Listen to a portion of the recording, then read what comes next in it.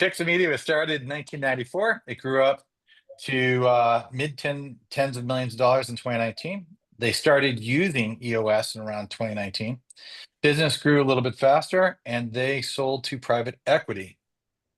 They found a great private equity partner. They acquired a couple of additional companies and moved the business up over 6x. They rebranded as they tried to bring in additional businesses. They rebranded as RafterOne. And then from there, they grabbed the attention of the fourth largest advertising company in the world, Interpublic Group, and got acquired a second time. Since then, they've both left the business, and Interpublic Group itself has actually been acquired by Omnicom. So it's continuing to get bigger. I'm not sure if Interpublic Group got acquired solely because of the RafterOne asset, but many people think that might be the reason why that acquisition occurred. So, Yeah. So with that, to both you guys, welcome and thank you for taking the time today. Yeah, thanks, Rick. No, I don't think that was why, but we're happy to be part of that whole journey. And Rick, I'm excited to be on with you. Obviously, we've stayed in touch, and looking forward to this. Love it. I love it. So here's my questions here, and I'll kind of throw out a couple of pieces to it. So if you go back to 2019, you had been running the business then by what, 94, 2004, about 25 years. What was it like running the business then? And why look at EOS? Now, I know Erik, we and I connected, we had a historic relationship that allowed us to connect better, but what was the catalyst? What was the thing that caused you to kind of really say, hey, this is something to start tackling? And Erik, I'll let you take the lead on that answer. Yeah, sure. So, so we were in year 25, and starting with just TJ and I to start, and made many pivots along the way as technology changed and the environment changed. I'm a bit of a kind of a business junkie. I'd been a Vistage member. I tried to adopt all sorts of different things that I had learned or read into the business that would help it run better, cleaner, smoother, whatever I could. And TJ was kind of a willing partner in this most of the time. And but none of them really sort of had captured the entirety of the business, right? They were kind of like spot solutions, right? And I'm sure, if we get our behaviors right, that'll fix it. If we get our, core values, if we try to run this model or that model. And so I was always trying to look for that thing that could keep the business simple, keep us focused, and it, never really stuck. So in 2019, I had heard of EOS, Rick, and when you posted it on your LinkedIn, I remember reaching out to you and inviting you up to do a session. And I kind of felt right away like it was a little more complete system.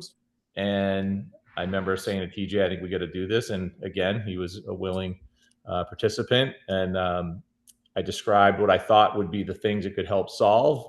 And certainly these things were pain points for both of us. And we went along with it. So, at that point, the business, we were having success as we narrowed our offering, so kind of the premise of simplifying the business was kind of in motion, but there was a lot of other parts of the business that were still fairly chaotic. So I was ready and hungry for something that could help us manage that. So, I don't know what you were thinking perfect at the time when I brought it to you, but that's where I was. Yeah, I think it was kind of interesting. Like, Rick, I don't know if I even told you the story, but like our management team had grown quite a bit, right? And you know how that is. You have two owner operators, you got 80 people reporting into you. You know everybody, everyone knows you. There's no layer between. And when we started bringing in like seasoned people like Kevin Brown and Mike Skubish and some of the other sort of middle management roles, it started to get really hard to message, and it's really hard to get everybody on the same page. And my memory of EOS and it being brought in is that I noticed in a bunch of leadership meetings, Erik was like on his like 38th like new thing that he wanted to try with us. So every like 6 months he was always trying to do something to get us all on the same page and communicate better and be aligned. We had these little booklets. I'm trying to see if I have one at my desk here. And I remember he was kind of doing this weird stuff. He like was doing spreadsheets he'd never done. And he was kind of pseudo trying to move in this direction of consistency and organization. And we did that actually for a few months. And then he brought EOS up. He brought you and your history, Rick, going all the way back to Cabletron. And I love the idea. I usually fight everything he likes for a week and then go home and come back on Monday and I'm good. And that was when this whole thing sort of made sense that, oh, he had been piloting this on us for a little while, kind of trying to do it on his own. And we weren't Sure. really, the gears weren't turning. They were better, but it was still hard to get it down through the business and into everybody's hands. And then you came in and you ran, I think was it a 2 or 3 day when I first met you? And you prepped us for what that was going to be like as well. I think we did the 90-minute meetings with you Yeah, exactly. and all of that stuff. And that was just kind of a light for me. I'm a system guy. I love systems. The way Pixel was organized was a system that I had put in 1995, 6, and 7, right? So I loved it, and there was sort of a sense of structure there that I appreciated more than I had appreciated all the other things we were trying. So. Yeah, I do remember because your appetite was super strong. That first meeting was intended to be 90 minutes. And I remember for me, you guys were my second client. I think you were my second meeting. And that 90-minute meeting went 3 hours. And I remember walking out feeling like, whoa, that was pretty intense. And so luckily we got things rolling and it seemed to be clicking pretty good. But it drives kind of the question, when you were starting to get your arms around this, starting to take it in, think about this with the leadership team, what was two really questions here? What was the hardest to let go of when EOS kind of started to come into the picture? And were there any moments where you were like, huh, this is actually working that come to memory? Yeah, yeah. I've been thinking about this a lot. First of all, there wasn't much that was hard to let go of. I'll be honest, because the reason we were kind of stuck, that hitting the ceiling concept was because we things weren't working, right? So it's kind of like you Mm, get an open mind to be willing to let go, and I was ready to, because we were starting to get some traction just based on the industry and things we were in, but you could just tell it was a lot of chaos. It's funny. I've told this story even since. I knew it was working. I knew there was things here that was going to work even in the first session before we'd even done anything. And a couple of them, or the main one, was when we had the discussion about the visionary and the integrator, because mm, each and I ran the businesses kind of like peers, and some really even almost like peer CEOs there, at times, because if he's out at an event, he had all the latitude to do what he wanted to do. And I was, I had the latitude, and we kind of trade back and forth. But when we talked about the specific skill sets and personality styles of a visionary and integrator, I think, Rick, you looked around the room and asked the team, all right, so I've just described who these people me are. too. Which Yeah. one is it in this room? And it was just so crystal clear that TJ's the visionary, like to be out talking to, at trade shows. And I always tell you, he's the one with the ripped jeans and the long hair, right? He liked to get out and do that stuff. And I was the one that liked to keep the trains running on time back in Portsmouth. And that alone, when we finally could say to everybody, look, the leadership team's coming to me, I have 80% of the answers. TJ is going to be out there evangelizing the business. Don't go to him first because it'll create confusion. Come to me. I said, I'll go to TJ if I have questions that we want to talk over things, but don't you go directly. And after a little bit of TJ enforcing that, did you already go to Erik? Did have you talked about it? And he was in the leadership meetings anyway. That was a game changer. So it kind of created that single path of accountability. And then TJ and I could operate as a partnership, which we always did really well anyway. So I knew in the meeting that itself was going to be a big one. I think it's Oh, funny because perfect. you thought you were the visionary. I remember that too, and we had to like pull staff. Yeah. What was the Which is not first? uncommon. It's not uncommon for founders who've been doing everything. When you start to say, okay, which piece are you? For Yeah. the founders to be going, gosh, I did everything. So like when Well, you're trying to basically say I'm in a particular spot, it can be disorienting. well, the reality is we were both, right? We were like Yeah. so we had such a good partnership that there was no distinction between the two. He was a visionary when he needed to be a visionary, and he brought Yeah. dozens of game-changing ideas to the table, and so was I. And when I needed to be an implementer, I was, and Yeah. he was as well. So, but it was a watershed moment. What was the first question? The questions were, what was the hardest things to let go of? And the second kind of piece is not really connected, but was there a moment where you were like, huh, this is working, that really stood out to you?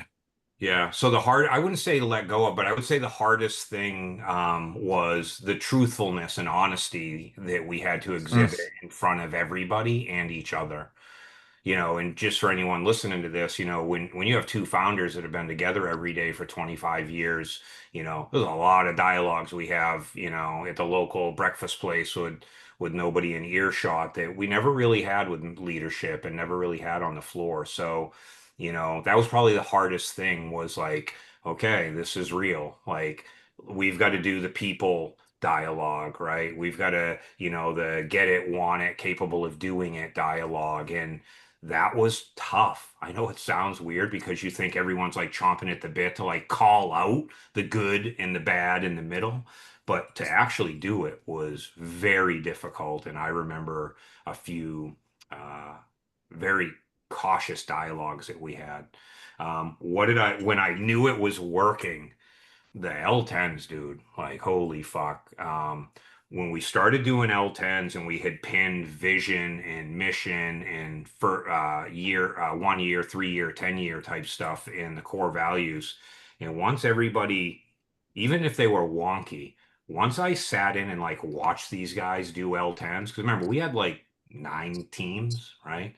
And Yeah. and we Yeah. had middle management. That's when I was like, wow, this because I was worried about it scaffolding down to staff. I think I told you, Rick, that was always my worst worry was how am I Yeah. going to get everybody to do this? So that's when I knew things were good. When people were thinking of rocks in the context of rocks that we had, when they were thinking of issues in the context of issues that we had already elevated, because everything had to scaffold down.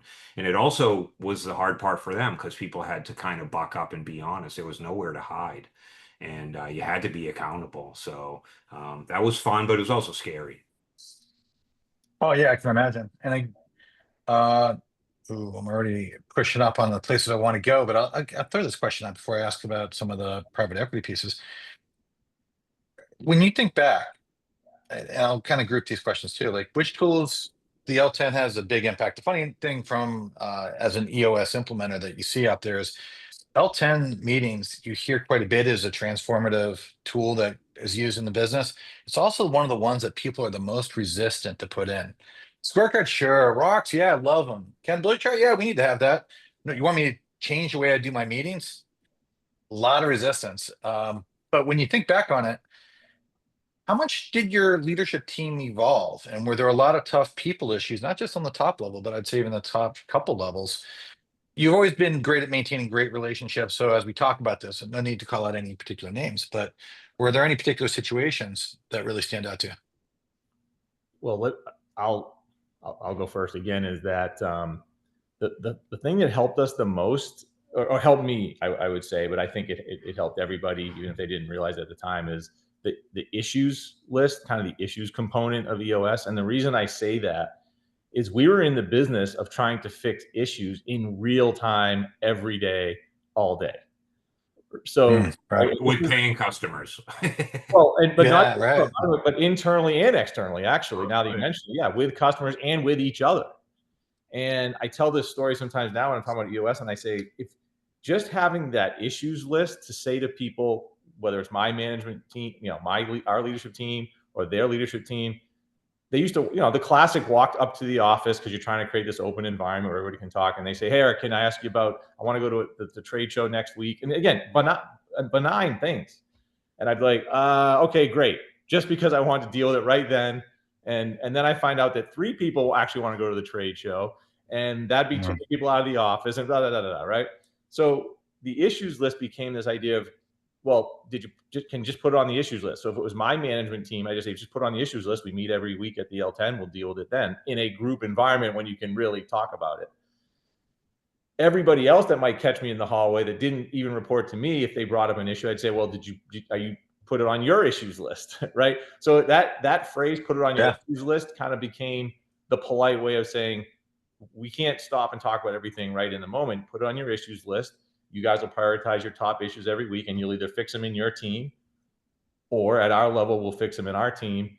And I think all of a sudden, as that became part of the business, a lot of that inter-office 30 minutes at the water cooler talking about something, making no progress, and actually creating more confusion because you were trying to answer in real time.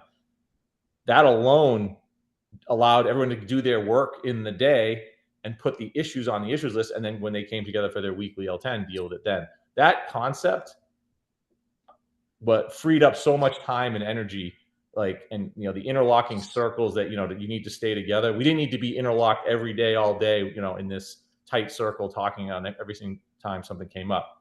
Put them on the issues list, deal them once a week. Yeah, there's a few priorities that might come up, but they became a lot farther and few between. So I go to that issues concept that helped me. I love it. Actually, it makes total sense. The drive-by meetings, it also causes people to feel like they've got to be around for the drive-bys, and keeping one ear open for this all the time. How about you? How about from your perspective, TJ? Were there any, when you start thinking back, when you think about the different tools, was there a lot of leadership team evolution? Did you see a lot of change on the people side, or anything that really stood out to you? Yeah, I think, there's a couple of things that I liked about the system, and particularly L10s were probably my favorite. And because L10s was the summarization of all the little tools, right? It was about the Yeah, issues, and it was the rocks, um and and you scored cards and your to-dos, definitely. well, it didn't allow anybody to hide. And one of the things that was really quick was it allowed me to, in 15 minutes through so you got to remember, everybody reported into me before we did this integrated visionary thing, right? So I went from having everybody that delivered, right, not finance and HR, to having nobody, right? And Yeah. technically Erik reported into me, and we were, we were more buddies than anything. So what the L10 did for me was it transformed the speed at which I could pulse the entire business and find out who was kind of full of shit and who was mailing it in. Now, if you're new to EOS and you're just listening to this, or you're just starting on your journey, you know that what you're going to run into is some pretty soft rocks and some pretty cyclical issues, and issues that appear to always have to be escalated because they're framed wrong. They're framed as, what can somebody else do to fix my problem, versus what can I do to address my problem. And you learn a lot by going through and looking at everybody's L10s, and the Mm, metrics are the same and the format is the same. So for me, I like the L10 because it allowed me to watch how leadership was actually implementing it, but it also allowed me to see how open and honest they were being with and for their teams. Because it's one thing to sit in a leadership meeting with Erik and I and go through our L10s. It's an entirely different thing to sit in your own team when you're in charge. It's also where you see the leakage of people not following the process. And I know that sounds weird because I'm not always a process guy. I'm kind of a intuition guy, but you could tell who was kind of on board and who wasn't. And when things fell off, it was because people weren't really following the program. So for me, that was the roll up of all the different things that needed to happen. And it was the place where most of the conversation should happen. So I enjoyed that. And what I especially enjoyed was being in L10s with Erik, and then sitting in other L10s and doing real time mentoring on the fly to make sure that we were consistent, because consistency is really what the key is. It's a single view. Everybody's on the same page. There's no questions. And to Erik's point, the issues that actually came to us, when there was a real issue, we dealt with it immediately. that's awesome. That is really good. It was fun watching you guys increase your acceleration of things as things are starting to roll, first with the leadership team and then others. And that kind of leads to the question, as you started to scale. When you decide to go forward and work with a private equity partner, I got a few questions here, so love for you guys to tackle any or all of these things. But what were your top considerations when you were looking at finding a private equity partner? Did EOS help prepare you for that? And what made your chosen partner feel like the right fit? Yeah. Can I just insert something real quick before you do the Of PE thing? course, yeah, yeah. I don't think we would have made it through COVID the way we did if we hadn't put this in place before COVID hit. I think that we would have disintegrated because we were in person all the time. Work from home was not, work from work.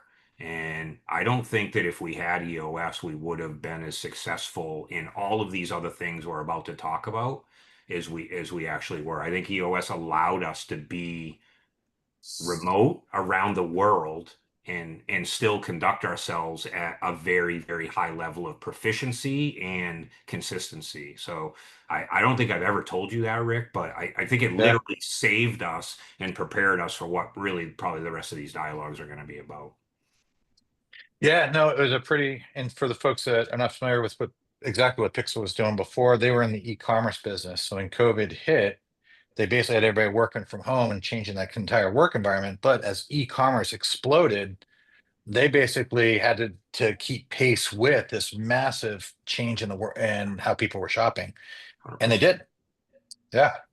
So I love hearing that. And then, yeah, so back to the private equity, you started to have some success, things are accelerating. I guess part of the question too would be why look at private equity at all? You guys were starting to cruise. Like, do we need private equity? Like, what Yeah. happened? What do you think? Well, yeah, and these things it's funny how all interconnected these things are, because TJ is right.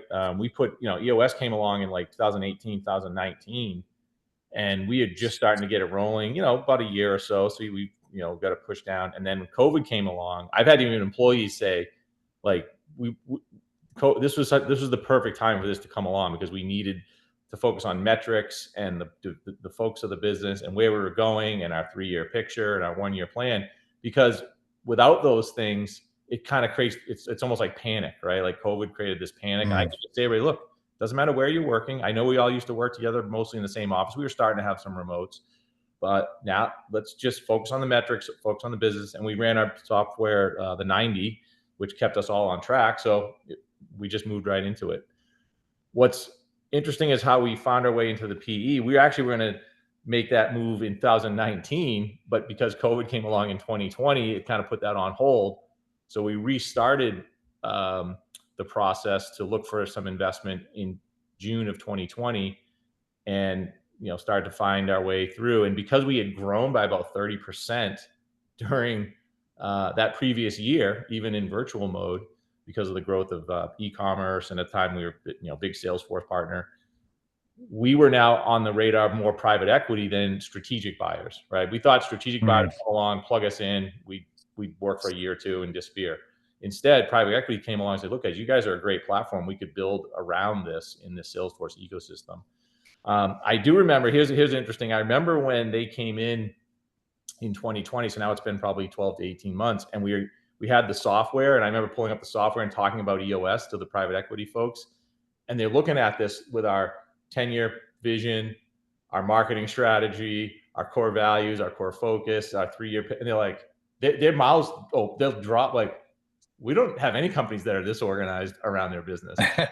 And I got the software, and it just added to the story of what we were doing, because not only do we have a great story of where we were going with commerce on Salesforce, we had it all packaged up perfectly in kind of the EOS model. So I think it was just an awesome other tool to have at our disposal.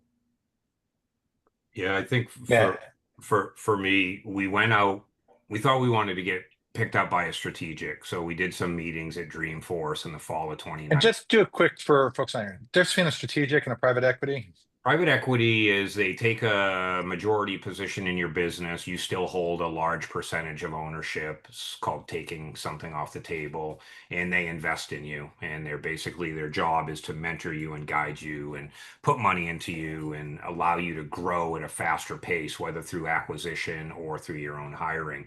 A strategic is a fancy word for another agency that's bigger than us, that's capable of buying us and making us part of their portfolio. So in 2019 at Dreamforce, we met with a bunch of strategics. We really weren't even thinking about PE, to be honest. Then COVID hit in March, April of 20, and we thought we were dead. Basically, we thought it was all over. And then we actually talked about the strategics and how, like, maybe we weren't plug and play for them, and maybe we were a little bit more advanced than they were in commerce. And maybe we should do this on our own. Maybe we should go take private equity, maintain a large percentage of our control and ownership, and do the roll-up strategy, which is when you take private equity and then you use their money and debt to buy other agencies and grow. And so we did that route in the fall of, I don't know, 2021. Erik probably knows the dates better than I do, probably 21. And to Erik's point, when they came in and saw that we had a visionary integrator story, that we had issues and metrics and rocks and a 1, 3, and a 10-year plan and our core values. Now, you got to remember, I was doing pitches every day. So my pitch deck was pure fire. So Erik shows up with this behind the scenes, kind of like the way the watch works, right? Like we showed them the Yeah, gearing yeah. and they were blown away. And then I come through with a deck and I get to pitch the outside story of who we are, how we message, what we do. And, Erik and I were able to string that together. And by the way, that was real. That is how we operated. And they loved it. And the funny part was the PE company that we liked the most didn't actually offer us the most. So, but it was good. And it was neat to have people that appreciated us. And ultimately, we picked the people that we thought showed the most interest and the most awe in what we were doing and what we were capable of doing. And they literally felt like they were us, that just weren't in our Mm. industry. And we went to them and we said, listen, you don't have the best deal. These guys do. But if you're willing to match the deal, we'll just take their equity position down a little bit and hold a little bit more. If you guys are willing to do this, we'd love to go with you. And Erik orchestrated that whole thing. And I mean, in a matter of hours, I think it was actually a Friday. And it, probably In one a of the matter of best, hours. That's amazing.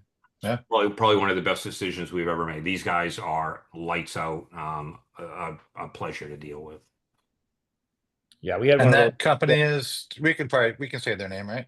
That was You guys can say their name. BV Investments in Boston, probably 40, 50 people. So I guess considered boutique, but super strong in their categories. And I mean, still friends with them. We've reinvested back with them. I mean, you know, and I don't think it's a coincidence. I think, we thought a lot about for a long time, when and if this would happen. So you'd had all the horror stories of people that jumped in too fast or didn't evaluate their partners or didn't get to know, whatever they did. And I think TJ and I just had the insight of lots and lots of time kind of, and talking to lots of people about how to pick the right partner. And there's still risk, right? You never know, but you do everything you can to minimize that risk. And I think it was down to such a small, we asked each other, who do we want to work with every day on this?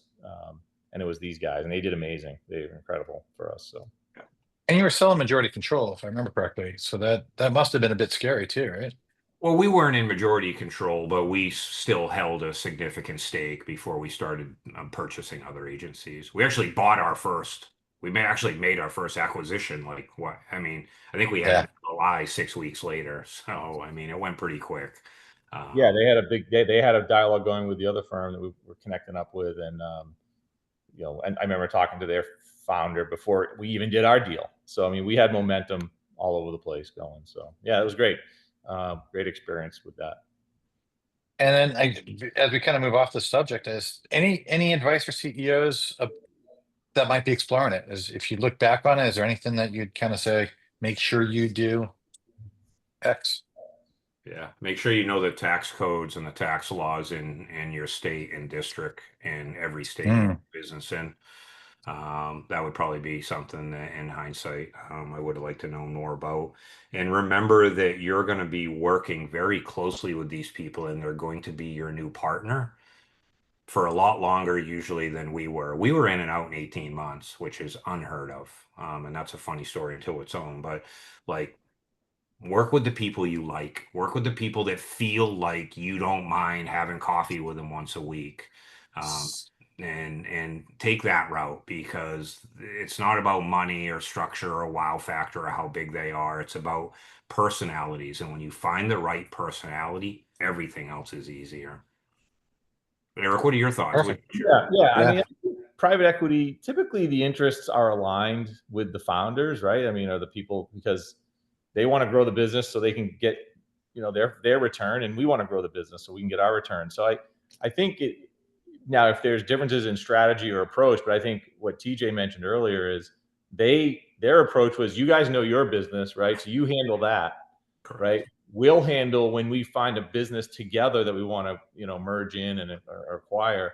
We'll execute on that, and they execute flawlessly on that part. I mean, with the lawyers and the turnaround and the due diligence, and So as we kept running our business, they're handling that part. We're handling the growth within the Salesforce ecosystem. And, so they have to respect that you both have roles, and they let you kind of do what you're best at. Yeah, that's an interesting thing, because I think they operated the way Erik and I operated for 30 years, which is we had trust for each of us to do what was needed when it was needed and not have to be babysat or kind of prodded through the process. And to find a PE partner that felt as comfortable as Erik feels to me, I mean, that's unicorn stuff. So, you can do Yeah. no wrong when you got a partner like that. So you get the acquisition. The business is growing organically. You get acquired by private equity. They're basically saying, okay, we got another business we want you to kind of glom onto. And 6 weeks after that acquisition, and then I think you had another one like within a year after that. So two questions: how'd your role shift as founders as the business scaled? Did you feel like it was a lot of shifting? And did you ever feel that EOS was too rigid when you started to do this? All these rules and structure is for such a fast moving type thing. Yeah, I remember that it did not feel too rigid. The way our roles changed, which was interesting, is my role as the integrator, right? Once we started to connect these other businesses into the organization, interestingly, TJ went back almost to a managerial role of running what was our part of the business, right? So he became the integrator or the manager or the leader of the group that was the Pixel Media part. So in some ways, he had to go back into leading, but now he had the EOS framework to work with, which I think is where he really started to enjoy the L10s, because it wasn't like we're winging it. We had this structure. So I thought that was really good. What's interesting about the businesses we brought in, they were also founder led. The founders were all staying, and we all were becoming the new leadership team, and we all became friends in the new leadership team. But they all looked at EOS, and we showed them EOS, and like, we need to do that too. Like we need that. And that was great, because you're trying to put these three cultures together, and EOS then became that common operating system to three organizations that were running completely, their own way. And EOS started to become the common language we could use. So it served even the purpose from a integration standpoint of giving us common vocabulary, common meeting styles. So you remember, Rick, you came back and implemented EOS into their organizations, almost like they were Definitely. and then we kind of plugged them in. So EOS played a big role in like smoothing those integrations of those companies and creating this one, so we could then relaunch as RafterOne. So, yeah. My memory, just to give people context, I mean, we went from 100 people to 500 people in about a year. So just Yeah, exactly. and we had other partners now, and yes, they needed it, but implementing it and getting it all the way through the layers, when you've got Indian dev centers and people in Atlanta and people in Toronto and people in Boston, and you've got leaders that haven't been indoctrinated, they needed it, and they knew they needed it, but following it the right way all the way down was always a struggle, because I went back to being an implementer and a visionary as well. So I was visionary and implementer within the e-commerce practice itself. We didn't really have a visionary at the holding company level, right? We had Erik as an integrator. Technically, he also had the visionary hat. But yeah, it was hard. Some groups adapted it, and some groups adapted it at various levels. But as a leadership team, we were in lockstep. Like Erik gave no quarter to anybody. So, at the very least, we had an entire executive team that was dancing to the same beat. And then there were various levels of fidelity as you went down through. But again, we're going from 100 to 500 and having partners who had equal say, and that's always interesting. But luckily, we found two firms that were well staffed and well led and well managed, and it just, like, I still call these guys friends today. So Yeah, I think one of the things as an observer from the outside, you guys have always been great at building relationships, whether it was private equity, whether it was clients, whether it's with the other founders. And you always I always found to be very respectful and found ways to basically bring all that stuff together. When I think about EOS, like the founders from all the different companies had a lot of very similar qualities in the ways that you guys would think and approach things, but they were pretty different cultures. And I have a hard time thinking about how you would have brought three different cultures together without a standard operating system, which I think a Well, lot of companies try to do. yeah, well, the other interesting part is we were like a decade apart in our experiences, right? So what Mm, some of them were going through, if you remember, Rick, in our quarterlies and our annuals, they were like struggling with stuff that Erik and I like licked a decade yeah. ago because they in their arc, right, as Erik puts it, in the arc of experience, there's just things that you see with 25, 28 years that you don't see with 5 or 7 years. That you just don't. And that was probably the thing that I loved the most, which was the opportunity to get together and collaborate and kind of, be somebody that had been there and done that and seen it. You remember they were working 100-hour weeks, and we were like, Oh, they guys, were so we hard, have, so hard. yeah, it was amazing. And the dedication's great, but it was culturally, EOS brought us together culturally in a way that I don't think would have been possible any other way. I can't even fathom, like, I'm not even sure if we would have been ready for all of that. I think that would have been an absolute shit show, to be honest with you, if we didn't have that program in place. Which I think is a majority of those acquisitions that happen. I think they just kind of smash these two cultures together and just hope that they'll figure it out together. You let the So crumbs fall and deal with it. That's all.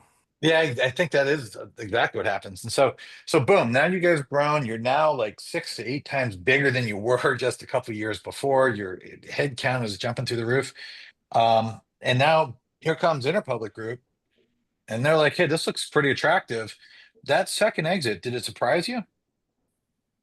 Yeah, well, so we had been working with with one of the brands inside of IPG, and we knew of them, but our ears were up all the time now because there was a lot of M&A going on in the industry and so forth. So you're kind of always paying attention to who's doing what in the Salesforce partner ecosystem.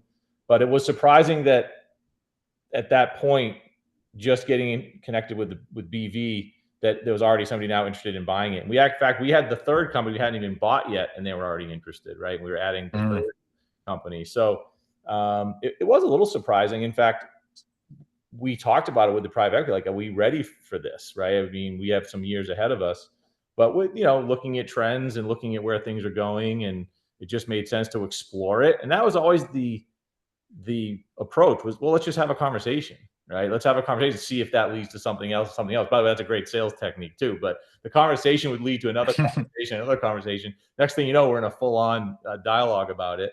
And again, we stuck to running the business. We let the private equity folks deal with that so that we wouldn't muddy the waters too much. And they kept us surprised. And honestly, if we really didn't want to do it, I think the private equity probably would have waited because they didn't want to have sort of an unhappy situation. But we all kind of got on the same page and decided to do it. So now Interpublic Group has RafterOne. They're getting acquired by Omnicom. You guys have both stepped away from the business. You guys can now just go relax. I know, Erik, what is next for you? Well, Rick, a little bit because Little setup question here. yeah, a little setup. Well, Rick, even when you came to me and way back 5 years ago when we started doing EOS, I'm like, this is pretty cool, Rick. What you talk about it, talk about EOS life, and I'm like, it's pretty neat, like as a second act, you don't need you don't need any employees. You become your own implementer. So yeah, as I went to EOS boot camp a few months ago to become an implementer. I took about 6 months off from when I left. TJ's had a slightly different exit.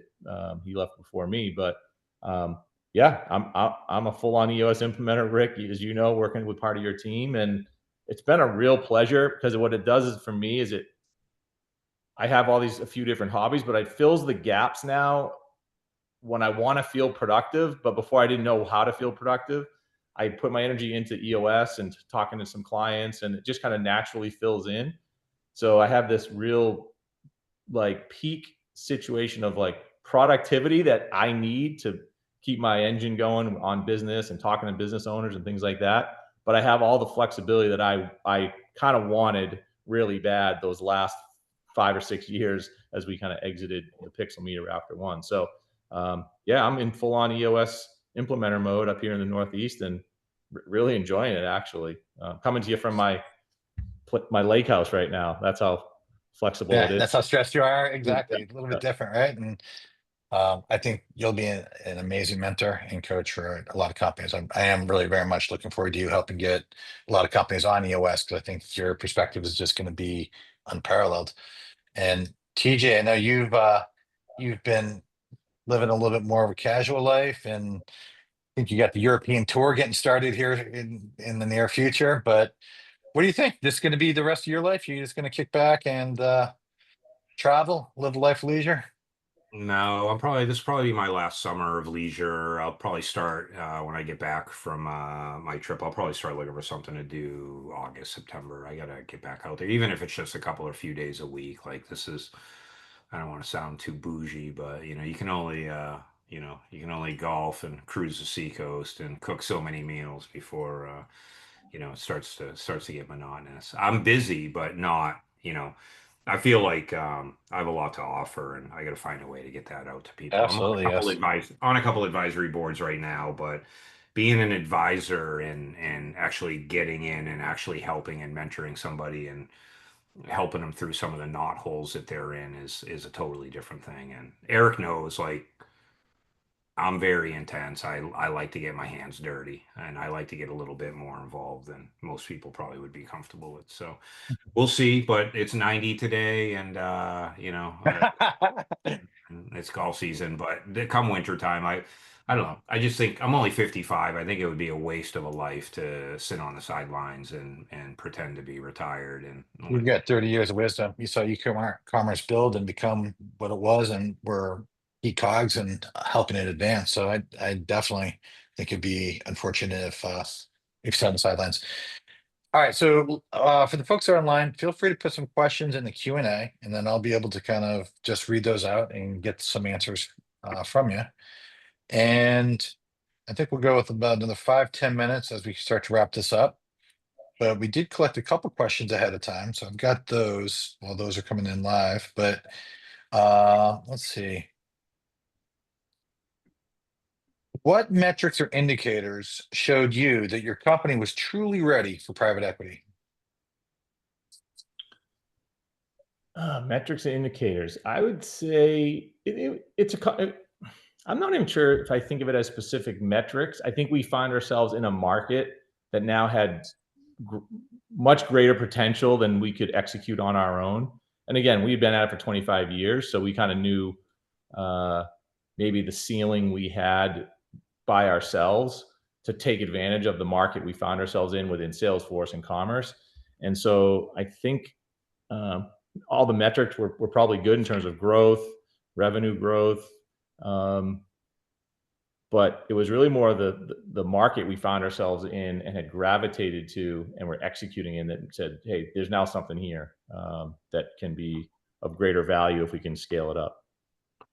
For me, I think it was utilization was, running EOS, we had some visibility we hadn't had consistently. So I would say, we were comfortable. It's not why we did it, but we were comfortable doing it because we knew our utilization was accurate.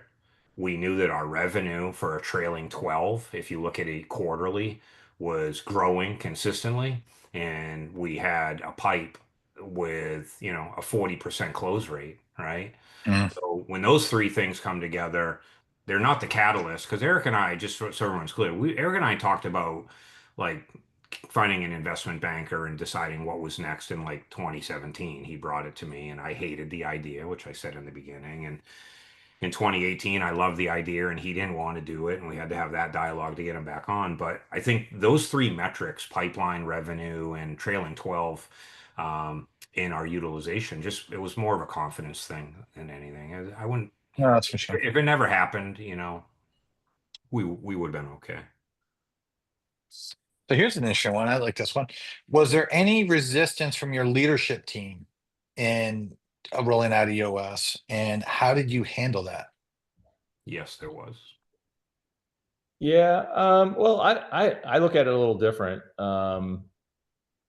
I recall most of the feedback being very positive that we were doing this, because I think they took it as we're taking the business seriously, rather than the TJ and Erik show running around just trying to fill things. So I think actually, the way I look, of all the things we did in 25 years, I feel like this was the most well received of a lot of them, It or was. most. Well, I mean, the most well received was food on trucks occasionally for lunch. Food trucks, yeah. Yeah, But yeah. But so yes, I agree. Everybody was like excited and it was neat. But when it came time to do it, which was a big topic in the leadership teams, like, hey, are you auditing? Are you sitting in on L10s and paying attention? Because I'm in 90 looking at teams that now remember, Eric's at the top, and then we have an executive team, and then we've got teams and teams within there. And while everybody loved it and thought the structure was great, people did struggle to follow it. And I think we had to exert a little bit more mentorship and guidance down there because it's one thing to like it and see everything coming to you and appreciate the clarity. It's another thing to take that and be as clear below you as we are coming down. So I agree, everybody loved it. It was probably the most successful thing we did in 25 years, besides Erik asking me to start a business with him. But I did find that people were once you got past the executive team, things started to people needed more mentorship. So if you're in the middle of this process and listening to this, do not be afraid to drop into L10s and guide them through because it's an up and down motion, and no matter how strong we are cascading down, that needs to have equal strength cascading up. And I found that leaders that owned a team that were 3 levels down didn't think that being at the end was as important as it was coming from the beginning. And I think the lesson I learned the hard way was that they have to be equally strong because we're essentially working towards all the same goals. So that was my experience when I actually came back in as an integrator and took over the e-commerce business. Yeah, yeah. And then I got one more question. I like this question. I wonder if the answer is no, but it's what's one thing you would do differently in your EOS or growth journey? oh boy. Well, everyone always says, "Oh, I wish I'd started EOS earlier or whatever." I mean, I love that answer. well, yeah, I'm a big believer. It's kind of like when the student is ready, the teacher will appear, kind of a thing. Yeah, yeah. Even that. Geez, I don't know what we do differently because I don't spend a lot of time ruminating on what we do differently because I feel like the ups and downs are all part of it. Yeah. Geez. For That's me, all right. If you got something, TJ, yeah, right person, right seat. just go hammer on that earlier and faster. Right out of the gate. I think that is the single most detrimental thing to ignore. And just to be clear, even we had a hard time doing that because we knew these people. But what is it? Get it, know it, willing or capable of doing it. QWC gets it, wants it, and capacity to do it. Right. And Get just for everybody knows, he's been out for a year and a half, so he's Yeah, excused for forgetting our 3 letters. And that's after core values, though. Core values first. Well, core values first, but again, right person, right seat, and Yeah. and get it, want it, capable of doing it. Those are like, I actually don't think there's I don't think there's anything more important than starting that and leaning into that earlier because I think that we were kind of used to the way we did things, and we provided lots of leash, and it wasn't a bad thing because we had a great run and a good business and everybody there was awesome. I still keep in Yeah. touch with a lot of those folks. But if I was starting over, I would be way more precise about those measurement tools because it's hard to do when you have 5 and 10 years with somebody than it is when you're actually interviewing and hiring and recruiting and mentoring in the first year. There's a watershed moment. It's almost a disservice not to do that, I thought. I agree with that. It's great. You can be kind or nice to one person, but there's a lot of other people that kind of suffers when we do that. All right, so this was fantastic. I always want to say thank you to both of you for giving so much of your time today. I suspect we're going to be getting more questions over time, and feel free to send those in to us. We'll go get those answers for you and get those back out to anybody who has some of those additional questions. Your journey is remarkable, and you guys are both young guys. Like that journey is definitely not over. I'm very very eager and keen to see what comes next and how you continue to build on what you've done. So thank you both. And I'm sure I'll be talking to you both soon, real soon. Thanks, Thanks, bud. Rick. I appreciate the chance to have a dialogue with you. So if anything comes up, you know I'm always here. I can't wait. I definitely be taking you up on that. Thank you, guys. Thanks, Bye, guys. everybody. Yeah, bye.